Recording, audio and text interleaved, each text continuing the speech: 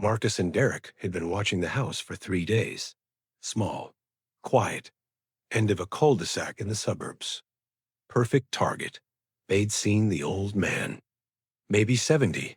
Thin, moved slow. Lived alone. No visitors. No dog. No security cameras. They could see easy money. What they didn't see was the way he checked every window before dark. The way he positioned his chair to face the door. The way his eyes tracked every car that passed. What they didn't know was that Colonel James Harrison hadn't forgotten a single thing Delta Force taught him. This is the Human Stories, where we share moments of courage, preparation, and the lessons learned when you choose the wrong house. This is the story of two teenagers who thought they found an easy target, and the veteran who gave them something they'd never forget. Marcus was 19. Derek was 20. Both from the same broken neighborhood. Both convinced the world owed them something. "That's the one," Marcus said, sitting in the passenger seat of Derek's beat-up Honda. "Old dude. Lives alone. Probably has cash hidden somewhere." Derek nodded. He was the cautious one. "You sure he's alone?" "I watched him for 3 days, man. No one comes. No one goes. Just him? Cameras? Didn't see any. Alarm? It's an old house. Probably nothing." Derek drummed his fingers on the steering wheel. This would be his third break-in. The first two had been easy. College kids' apartments. In and out in 10 minutes. Laptops, phones, cash. Sold it all by morning. This felt different. But Marcus was pushing. And Marcus always pushed. "We do it tonight," Marcus said. "Midnight. He'll be asleep." What they didn't know was that Colonel Harrison hadn't slept through a full night since 1973. The sun set over the quiet suburban street. Families turned off their porch lights. TVs flickered behind curtains. Dogs barked once, twice, then settled. Inside the small house at the end of the cul-de-sac, Colonel James Harrison sat in his recliner. The chair faced the front door. 40-degree angle. Clear line of sight to the hallway and the kitchen. Not by accident. Everything in his house had a reason. The mirror on the wall positioned to see the back door. The squeaky third step on the staircase. The loose board in the hallway that creaked when stepped on. Early warning systems. All of them. He'd lived in this house for 32 years. Raised his daughter here. Buried his wife 2 years ago. Now it was just him and the memories, and the training that never left. He looked at the photo on the side table. Him and Sarah. Taken 40 years ago. Before the missions. Before the scars. When he still smiled easily. "Still miss you," he said quietly. Then he stood. Checked the windows. Front door locked. Back door locked.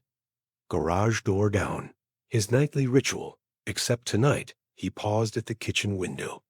Saw the same Honda that had been parked down the street for 3 days. Still there. Engine off. Two shapes inside. Harrison's jaw tightened. He knew that. Pattern. Surveillance. Amateur. But surveillance. They were coming. Maybe not tonight. But soon. He went to the closet. Moved aside the winter coats. Reached behind them. Felt the cold metal of the small safe bolted to the wall. He didn't open it. Not yet, but he wanted to know it was there. Then he went upstairs. Changed into dark clothes. Soft-soled shoes. And waited. Midnight came quiet. Marcus and Derek parked the Honda 3 blocks away. Walked through backyards. Stayed in shadows. Both wore dark hoodies, gloves. Derek carried a crowbar. Marcus had a flashlight and a backpack. "Back door," Marcus whispered. Quieter. They moved through the neighbor's yard. Crossed into Harrison's backyard. The house was dark. No movement. No sound. Perfect. Derek approached the back door. Old lock, wooden frame. He wedged the crowbar into the door frame. Applied pressure. The wood cracked. Quiet, but enough. The lock gave way. Derek pushed the door open slowly. Listened. Nothing. They stepped inside. What they didn't hear was the almost inaudible click of the door sensor. A simple pressure switch Harrison had installed himself. Silent. Just a tiny LED light that lit up in the upstairs bedroom. Harrison saw it. Opened his eyes. He'd been sitting in the dark for 2 hours. Waiting. Now they were here. He stood. Moved to the hallway. Silent. No creaking boards. He knew where to step. He could hear them. Downstairs. Whispering. Nervous. Clumsy. Amateurs. Marcus swept his flashlight across the kitchen. Check the drawers. People hide cash in kitchens. Derek opened drawers. Utensils. Dish towels. Batteries. Nothing valuable. This is taking too long, Derek hissed. Living room. Check the couch cushions. They moved into the living room. Marcus's flashlight beam caught the recliner. The side table. The photo of the old man and his wife. For a second, Marcus hesitated. Something about the photo made him uncomfortable. The way the old man looked in it. Younger, stronger, uniform. He was military, Marcus said. So what? He's old now. Keep looking. They didn't see Harrison at the top of the stairs, standing in complete darkness, watching them through the reflection in the hallway. Mirror. Calculating. Two of them. Young, nervous, armed with a crowbar but no firearms. Probably first-timers. Or close to it. Harrison made a decision. He reached for the light switch at the top of the stairs, the one that controlled every light on the first floor. And flipped it. Every light in the house exploded on at once. Marcus and Derek froze, blinded, panicked. What the? Go! Go! They turned toward the back door. But before they could take 2 steps, every light went off again. Darkness. Complete. Disorienting. He's awake. Derek's voice cracked with panic. They stumbled toward the kitchen. Marcus's flashlight beam swinging wildly. Then they heard it. A voice. Calm. Steady. Coming from somewhere in the darkness. You boys picked the wrong house. Marcus spun around. Flashlight searching. Where are you? You've got 2 choices. You leave now, and I let you. Or you stay, and you deal with me. Derek grabbed Marcus's arm. Let's go, man. Let's go. But Marcus's pride kicked in. He was 19. He wasn't going to be scared by some old man. We're not leaving empty-handed.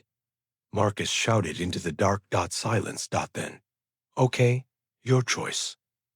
Harrison moved through his house like a ghost, silent, invisible, every step calculated. He'd done this drill 1,000 times in his mind.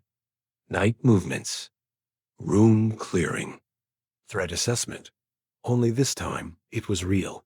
He circled behind them. Used the hallway mirror to track their position. They were bunched together in the kitchen, panicking, arguing in whispers. Amateurs. Always bunched together when scared. Harrison moved into the dining room, positioned himself behind the doorway. Waited. Marcus finally made a decision. We go through the front. Fast. Both of us. They moved toward the living room. Toward the front door. Toward Harrison. He let them get 3 steps past him. Then he stepped out behind them. Stop. They spun around. Marcus swung his flashlight beam right into Harrison's face. But Harrison didn't flinch. Didn't blink. Just stood there. Hands at his sides. Blocking the front door. And the flashlight beam. They could see him clearly now. 70 years old. Gray hair. Lined face. Thin frame. But his eyes were the eyes of someone who'd seen combat. who'd made decisions under fire, who'd buried friends and kept fighting. I gave you a chance to leave, Harrison said quietly. Derek dropped the crowbar. We're sorry. We're sorry, man. We'll go. We won't come back. Too late for that. Harrison took one step forward. Marcus raised his fists. Stay back, old man. Harrison almost smiled. Son, you don't want to do this. I'm not your son. No, but you're somebody's. And I'm guessing they'd want you to walk out of here. Marcus hesitated. Something about the way the old man said it. Calm, no fear. Like he'd already won. Derek, Marcus said without taking his eyes off Harrison. When I move, you run for the back door. Marcus, don't. Do it. Marcus lunged forward. Fist aimed at Harrison's face. What happened next took less than 3 seconds. Harrison sidestepped the punch, used Marcus's momentum against him, grabbed his wrist, twisted, applied pressure to the elbow joint. Marcus gasped, dropped to his knees. Derek ran for the back door, made it 5 steps, then froze, because standing in the kitchen doorway was Harrison. Somehow, already, they're impossible. How did you? Derek didn't finish the sentence. Harrison had moved so fast, so silently, that Derek's brain couldn't process it. Sit down, Harrison said. Both of you. 5 minutes later, Marcus and Derek sat on Harrison's couch, hands on their knees. Not tied, not restrained, but neither of them moved. Harrison sat in his recliner, the one that faced the door, the same chair he'd been sitting in when they broke in. The lights were on now. Everything visible. I haven't called the police yet, Harrison said. Marcus and Derek exchanged glances. Yet? Derek asked. I'm giving you a choice. Same choice someone gave me a long time ago. Harrison leaned forward, elbows on his knees. I was 17 when I got arrested for stealing a car. Judge gave me 2 options.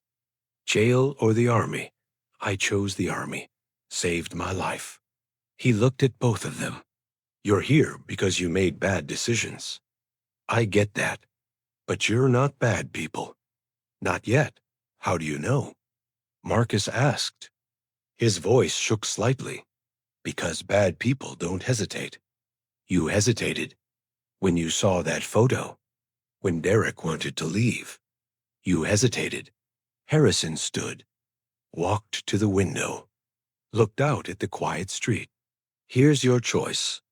I call the police right now. You get arrested, breaking and entering. You're young, so maybe you get off light. But it goes on your record, follows you forever. He turned back to them. Or you leave, right now. You never come back. You never break into another house. You get jobs. You stay clean. And maybe, just maybe, you turn this around. Derek was crying, trying to hide it but failing. Marcus stared at the floor. Why would you let us go? Because 48 years ago, someone let me go. And I spent the rest of my life trying to prove they made the right choice. Silence. What were you? Marcus asked. In the Army? Delta Force, 30 years. Derek looked up. That's real? Very real. You could have hurt us. I could have done a lot worse than hurt you. But that's not who I am anymore. Harrison walked to the front door, opened it. Leave, don't come back. And when you're tempted to make another bad choice, remember tonight. Remember that someone believed you were worth a second chance. Marcus stood first, then Derek. They walked to the door, stopped. Thank you, Derek whispered. Harrison nodded. They walked out into the night. Harrison watched them go, saw them disappear down the street. And he closed the door, locked it, and sat back down in his recliner. The house was quiet again, just him and the memories. But tonight, He'd added a new one. 2 kids who got a second chance. Same as he did. He looked at Sarah's photo. Think I did the right thing? The photo didn't answer. But somehow, he felt like she approved. 3 months later, Harrison was at the grocery store. Loading bags into his car? Sir? He turned, saw a young man. Clean cut. Wearing a work uniform. Name tag? Derek. I just wanted to say thank you. I got a job. I'm staying clean. And Derek's voice cracked. I told my mom what happened. She wants to meet you. Harrison extended his hand. Derek shook it. You don't owe me anything. You made the choice. That's all you? Still, thank you. Derek walked away. Harrison watched him go dot, and for the first time in 2 years, he smiled. Not all battles are fought with weapons. Some are fought with words, with second chances, with believing that people can change. Colonel James Harrison learned that a long time ago, and on that night, he taught it to 2 kids who needed it most. This is the Human Stories, where we believe the greatest victories aren't the ones that end in defeat. They're the ones that end in redemption. If you've ever been given a second chance, or given one to someone else, drop your city in the comments. Let's honor those who see potential where others see problems.